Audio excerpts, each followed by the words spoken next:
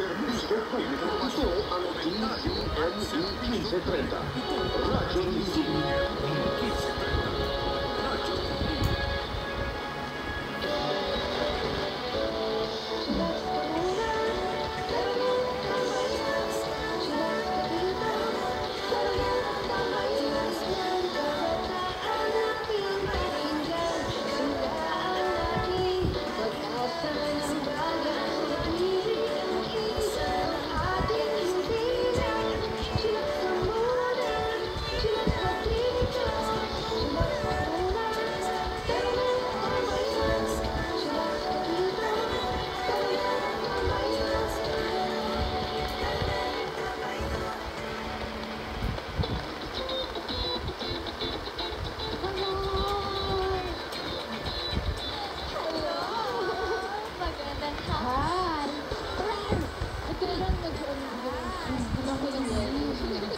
Bakit parang mapula?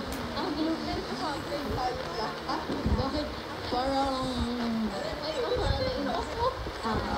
So, ayan, salamat po na magandang hapon. Ayan, maaraw na. Magandang alas 3 ng hapon. Chillax Mercado. Ako po, si Juana Luna. Ako po, si Chile Bernardo. Ako po, si Nanago Marco. At ako naman po, si Premi Palamala. Wala pa rin si Mama Gwen. Kaya malungkot po tayo ngayon kasi wala pa rin po si Mama Gwen. At nagpapagaling pa rin po Si Tatay Fred. Yun, isama po natin sa ating mga prayers si Tatay Fred. At si Miss Hazel Sa. Ay, opo, sa Mama Hazel. Minsan talaga dumadating tayo sa point ng life natin.